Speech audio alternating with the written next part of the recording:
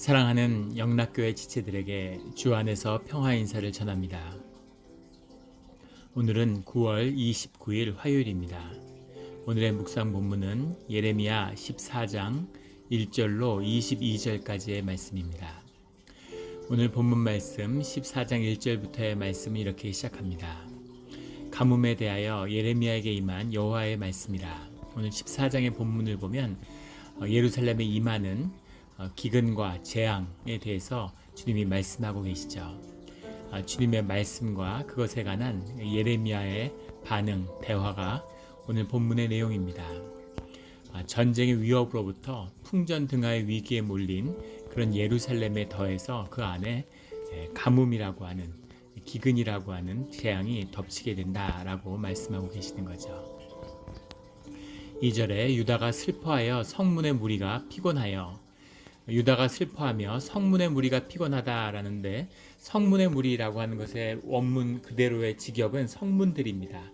성문들이 힘들다는 거죠. 이 성문들이 힘들다는 건 온 유다의 성읍들이 모두 힘들다, 온 유다의 백성들이 힘들다라고 하는 표현이죠. 땅 위에서 애통하니, 애통하다라는 말은 원문은 카다르라는 말인데 검다라는 겁니다. 검은색 상복을 입는 것을 의미하는 거죠. 온 백성이 슬퍼하고 애통을 하는데 그 애통하는 모습이 검은 상복을 입고 상이 났을 때, 실제로 또 기근이 있으니까 많은 상이 났겠죠. 그 상이 나고 그 상을 치르는, 장례를 치르는 그런 비통함이 예루살렘의 부르짖음이 되어서 예루살렘 위로 하늘에 올라오고 있다, 올라가게 된다라는 거죠. 이 재앙에 대한 경고입니다. 3절에 귀인들은 자기의 사환들을 보내어 물을 얻으려 하였으나 그들이 우물에 갔어도 물을 얻지 못하며 빈 그릇으로 돌아오니 부끄럽고 근심하여 그들의 머리를 가리며, 귀인들은 밑에 종들이 있으니까 물이 없어서, 마실 물이 없으니까 우물에 사람들을 보냈지만 그런 데서 물을 구해올 수 없다는 거죠. 머리를 가린다라는 건 하파라는 건데, 실제로 머리를 천으로 덮었다고 하죠. 비탄과 슬픔, 부끄러움으로 얼굴을 드러낼 수 없는, 또 슬픔으로 얼굴을 드러낼 수 없을 때 얼굴을 가렸다고 합니다. 그만큼 어려운 처지라는 거죠. 4절에도 땅에 비가 없이 지면이 갈라지니 밭 가는 자가 부끄러워서 그의 머리를 가리는도다. 모두가 귀인이든 밭을 가는 자든 그 가뭄 가운데 모두 비탄과 슬픔에 젖어들게 된다라는 말씀이죠. 재앙이 오면 결국 모든 사람들이 고통을 받습니다. 경제도 마찬가지라고 그러죠. 우리 회사는 튼튼하니까 걱정 없어. 처음엔 그럴 것 같지만 항상 경제는 밑에부터 무너지는 거죠. 아래 기둥부터 무너지기 시작해서 위로 무너져 오르는 겁니다. 지금은 괜찮아 보여도 1년, 2년이 지나면 모든 사람들이 어려워지는 그런 아픔이 오는 거죠. 그런 재앙이 이제 닥치고 있다, 이렇게 주님이 말씀이 선포되고 있는 겁니다. 그런데 문제는 5절에 나오는 들의 암사슴은 새끼를 낳아도 풀이 없으므로 내버리며, 새끼를 낳았는데 암사슴이 새끼를 버리며 키울 수 없기 때문에 6절에 들나귀들은 벗은 산 위에 서서 승냥이가 철떡이며, 나귀들이 산 위에 서서 승냥이가 철떡인다. 이게 무슨 말일까 싶은데, 승냥이라고 해석된 말이 탄님이라는 말입니다. 탄님이라는 건 수중동물을 의미하는 건데, 정확히 어떤 동물을 여기서 지칭한 것인지는 알 수 없지만 우리가 수중동물 하면 하마 같은 걸 생각해 볼 수 있겠죠. 이 공기를 잔뜩 들이쉬고 물속에 들어가서 한참 있다가 나오는 겁니다. 그러니까 숨이 차죠. 그래서 굉장히 숨을 크게 몰아쉬는 그런 모습이 바로 여기 헐떡인다는 표현이죠. 나귀들은 물에 들어갈 일도 없고 잠수할 일도 없는데 왜 헐떡일까? 그만큼 기근, 더위와 목마름에 힘들어하는 그런 나귀들의 모습이죠. 풀이 없으므로 눈이 흐려지는도다. 사람의 죄악 때문에, 사람에게 닥친 기근 때문에 암사슴과 나귀들도 같이 고통을 받고 있다는 겁니다. 이것이 주님의 징계가 세상에 미치는 섭리의 내용이에요. 이것이 굉장히 시사하는 바가 크죠. 세상에 재앙이 닥치는 것은 인간들 때문입니다. 하지만 모든 피조물이 다 고통받고 있는 거죠. 하나님의 형상으로서의 인간의 존재가 회복되면 온 세상의 모든 피조물이 복을 누리는 것입니다. 그래서 사도 바울은 그런 그 말씀을 전하죠. 세상의 모든 피조물들이 하나님의 형상이 나타나기를 기다리고 있다. 주의 자녀들이 세움받기를 기다리고 있다. 이렇게 이야기합니다. 이처럼 주님의 자녀들이 자녀의 모습으로 세상에 나타나야 하는 거죠.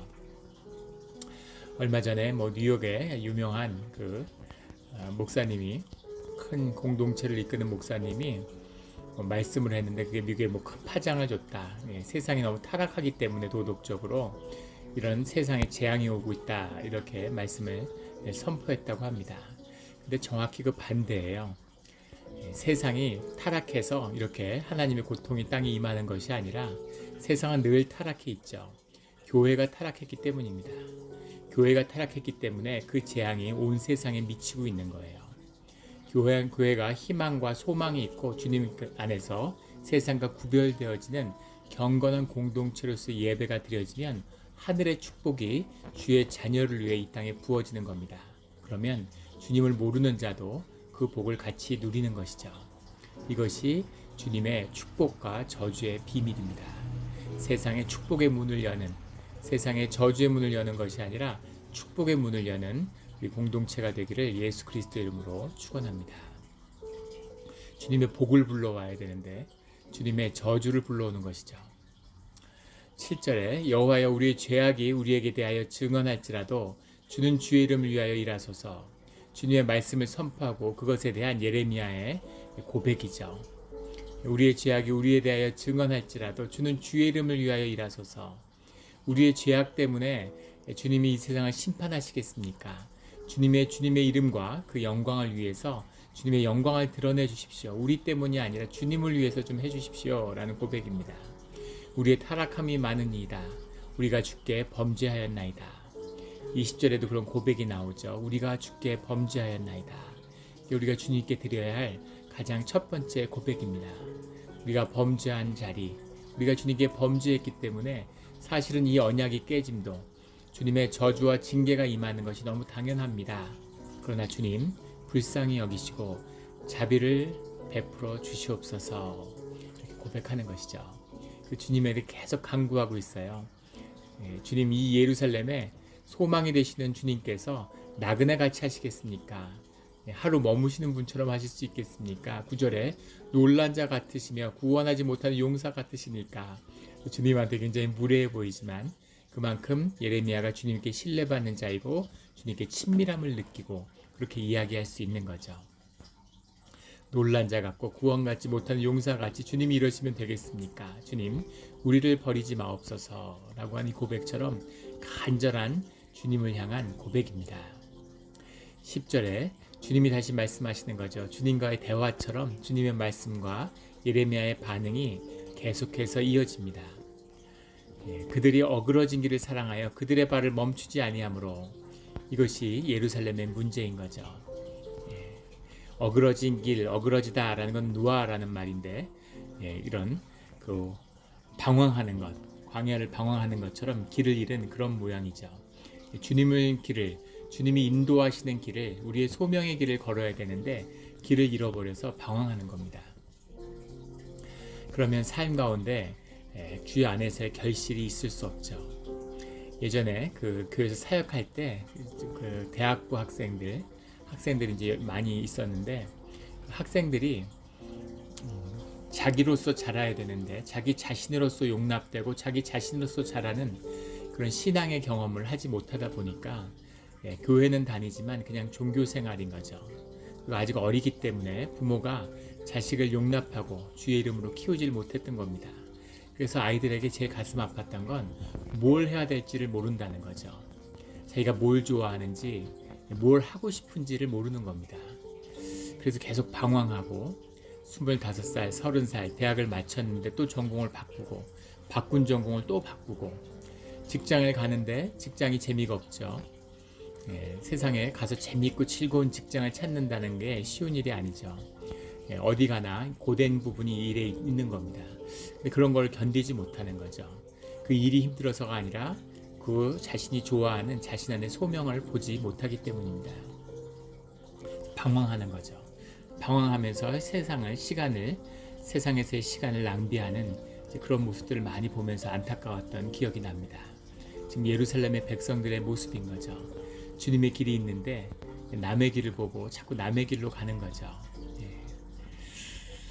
주님께 내 길을 맡기는 겁니다. 주님의 길을 간다는 건 아주 넓고 신장로 같이 깨끗하게 앞이 쫙 보이는 그런 대로를 걷는 것이 아니에요. 예. 만약에 내 인생길이 그렇게 보인다면 자신의 인생길을 벗어난 것입니다. 남의 길은 잘 보이지만 자기 길은 보이지 않죠. 내 길이 보이지 않아도 상관없죠. 왜냐하면 주님이 그 길을 인도하시기 때문입니다. 주님께 그 길을 맡긴 자로서 염려하지 말고 하루에 하루씩 한 번에 한 걸음씩 걸어서 주님의 인도하심을 구하며 걸어가는 겁니다. 그 삶이 의미 있고 보람 있으며 최선임을 믿고 그 길을 가는 거죠. 그러면 그 길 가운데 기쁨과 평화가 찾아오게 되는 겁니다. 그 길 가운데 소명을 다시금 받게 되는 것이죠. 이렇게 어그러진 길이 아니라 주의 길을 가는 주의 자녀들이 되시기를 예수 그리스도의 이름으로 축원합니다. 13절에 다시 예레미야의 고백이 나옵니다. 내가 말하되 슬프도소이다. 계속해서 예레미야의 슬픔의 책이에요. 예레미야를 나눈다는 건 참 쉽지 않은 일입니다.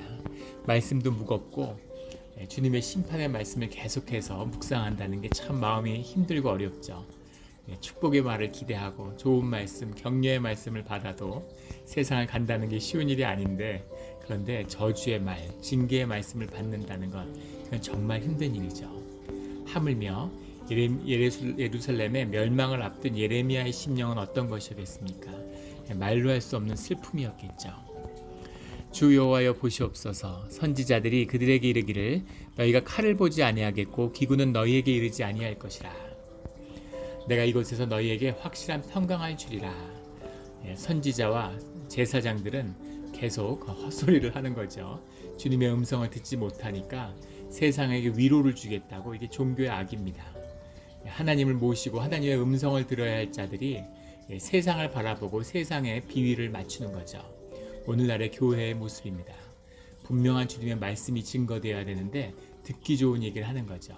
편안한 인스턴트 복음, 칩 그레이스를 계속해서 세상에 살포하는 겁니다. 그래야 사람들이 좋아하니까. 악한 사람들을 의롭다고 해야지 사람들이 좋아하니까. 종교의 의로 썩은 무덤을 덮는, 이것이 종교인들이 하는 짓이고 종교의 악이죠. 주님은 예루살렘의 멸망을 말씀하시는데, 그런데 평강이 온다, 아무 문제 없다, 이렇게 이야기하는 것이죠. 어떤 일이 올지 그것은 주님이 정하시는 겁니다. 그런데 주님의 뜻을 분별하고 잠잠히 있어야 할 때인 것이죠. 이사야 30장 15절의 말씀에 보면 이사야는 주님의 징계 앞에 잠잠하라고 선포합니다. 주님이 아주 중요한 일을 행하실 때는 말씀이 아니라 액션으로 보여주세요. 주님이 뭔가 액션으로 뭔가 예상치 못한, 예사롭지 않은 일을 행하신다 할 때는 주의 자녀들이 해야 될 일은 꿇어 엎드려서 고개를 납작 숙이고 그리고 침묵하는 것입니다. 침묵해야 돼요. 잠잠하게 주님의 말씀을 기다려야 되는 겁니다. 막 무슨 교회에서 설레발을 치고 자꾸 뭘 하려고 그러고 무슨 살아보겠다고 그렇게 해서는 안 되고 잠잠하게 주님이 말씀하시는 것이 무엇인지를 들어야 되는 것입니다. 그것이 사는 길이에요. 그것이 사는 길입니다. 주님의 말씀을, 예레미야에게 주님의 말씀이 임하는 건 완전한 멸망이 아니라 새로운 삶의 길, 부활의 길이 그 말씀 가운데 있기 때문에 말씀을 주시는 거죠. 그 말씀을 붙잡는 자는 사는 것입니다. 그런데 살겠다고 삶을 붙잡는 자들은 삶과 함께 죽는 것이죠. 이것이 재난을 통해 역사하시는 주님의 섭리예요. 주님의 말씀을 받아서 이 고난이 파도처럼 오는 세대에서 이것을 넘어서서 주님의 새로운 길이 열리는 우리 삶의 자리가 되기를 주의 이름으로 축원합니다. 17절에 너는 이 말로 그들에게 이르라. 내 눈이 밤낮으로 그치지 아니하고 눈물을 흘리리니 이는 처녀딸 내 백성이 큰 파멸 중한 상처로 말미암아 망함이라. 그래서 아주 가슴 아픈 말이죠. 이 말을 읽으면 정말 마음이 애통하고 눈물이 나는 것 같습니다. 너는 이 말로 그들에게 이르라. 내 눈이 밤낮으로 그치지 아니하고 눈물을 흘리리니. 여기서 내 눈이 누구의 눈인가 하는 거죠.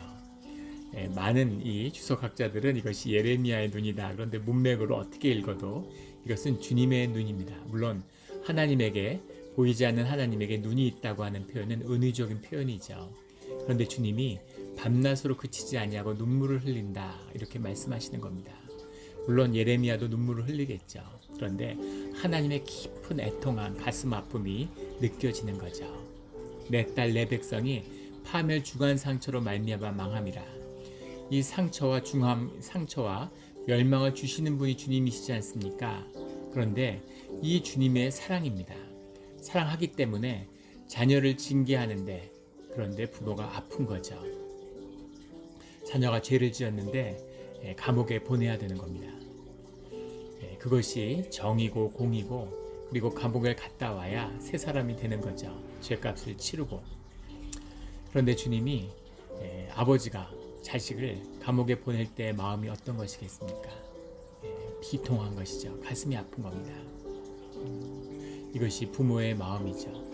자식의 회초리를 들어서 회초리를 치는, 자식을 사랑한다면 자신을 바르게 키우기 위해서 자식에게 회초리를 때리는 거죠.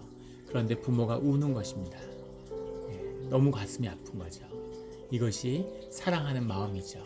그 아픔이 더 큰, 세상이 타락하고 이래서 부모가 채초를 든다는 것이 무슨 가정폭력같이 인식되는 그런 세상이 되어버렸어요. 진정한 징계는 없고 병든 자들이 자신의 병든 아픈 그런 병든 모습을 자녀에게 투사하는 그런 거 가정폭력이죠. 그런 것이 아니라 부모가 징계의 회초리를 들 때 그 가슴 아픔, 내가 나를 때리는 것보다 더 가슴 아픈 것이죠. 그런 가슴 아픈 눈물을 아버지가 흘리신다는 겁니다. 이것이 우리를 징계하는 하나님 아버지의 마음이죠. 내 눈이 밤낮으로 그치지 아니하고 눈물을 흘리니, 눈물을 흘리면서 자녀를 징계하는, 자녀가 새롭게 되기를 원하는, 자녀가 정말 축복의 자녀가 되기를 원하는 주님의 뜻이죠. 주님이 언약을 통해서 축복의 언약과 저주의 언약을 다 주셨는데 축복을 받지 못하고 저주를 받는, 똑같은 언약을 저주로 받는 그런 예루살렘과 유다가 되었다는 겁니다. 잘 되라고, 아주 좋게 되라고 줬는데 그것이 재앙이 되어버린 그런 가슴 아픈 모습이죠. 늘 주님께 돌이키며 이 눈물을 흘리는 하나님의 마음을 만나는, 주님과 인격의 교제를 나누는 우리의 신앙의 자리가 되기를 주의 이름으로 축원합니다. 20절에 여호와여 우리의 악과 우리의 조상 죄악을 인정하나이다. 주님의 눈물에 그 가슴 아픔을, 애통함을 느낀 예레미야의 고백입니다. 여호와여 우리의 악과 우리 조상의 죄악을 인정하나이다. 우리가 주께 범죄하였나이다. 내가 내 악이 아니라, 내가 행한 악한 행위가 아니라 우리의 악입니다. 우리 조상의 죄예요. 우리 조상의 죄악을 인정하는 것입니다. 그리고 우리가 주께 범죄하였나이다. 이것이 주님 앞에 나아가야 할 우리의 모습입니다.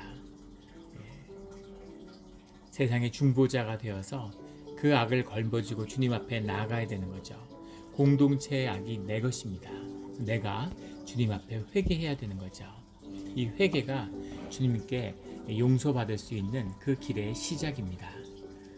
죄를 고백하고 용서를 구해도 그것을 용서해 주실지는 주님의 몫이죠. 근데 하물며 죄가 없다고, 더 나아가서 의롭다고, 내가 구원받았다고, 오늘날 진짜 가장 이 병든 교회의 모습은 신자들이 구원받았다고 큰 소리 치는 것입니다.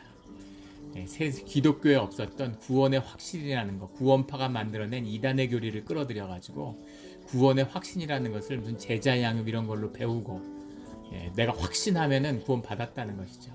내가 믿고, 내가 인정하고, 내가 고백하고, 내가 받아들이고, 내가 결단하고, 이것은 신앙이 아닙니다. 오직 주님이 하시는 일, 주님이 주님으로 하여금 영접할 수밖에 없도록 우리 마음속에 역사하시는 그 주님을 받아들이는, 나를 죽이고 오직 내 에고를 십자가에 못 박는 것, 부활한 내 새로운 삶, 주님이 만드신 형상의 속사람, 그 심령이 회복되는 것, 이것이 신앙의 길이죠. 그 길을 가는 것이지 내가 할 수 있는 게 뭐가 있겠습니까? 내가 구원받았다고 큰 소리치, 지금 죽으면 천당 간다고 내가 확신하니까, 그런 신앙이 어디 있습니까? 그거는 기독교의 신앙이 아니에요. 그건 구원파의 신앙입니다. 구원파의 거짓이죠. 신앙이 아니라. 그것이 오늘 우리의 죄악된 모습입니다. 우리의 악과 우리 조상의 죄악을 인정하나이다. 우리가 주께 범죄하였나이다. 우리를 구원하소서, 우리의 구원을 이루어 주소서라고 하는 그 고백이 십자가의 주님 앞에 무릎 꿇은 주의 자녀들이 할 수 있는 유일한 고백임을, 그것을 진실을 만나는 우리의 신앙의 자리가 되기를 주의 이름으로 축원합니다. 21절에 이어지는 말씀이죠. 주의 이름을 위하여 우리를 미워하지 마옵소서. 주의 영광의 보좌를 욕되게 마옵소서. 주께서 우리와 세우신 언약을 기억하시고 패하지 마옵소서. 주님, 언약을 기억해 주십시오. 우리를 미워하지 말아 주십시오. 우리는 연약한 존재고 주님의 사랑이 필요합니다. 주님, 자비와 긍휼을 베풀어 주십시오 라고 하는 간절한 우리의 진실한 고백이고 간구죠. 주님께 우리의 죄악을 고백하며 늘 주 안에서 새로워지는 오늘 하루가 되기를 예수 그리스도 이름으로 축원합니다. 아멘.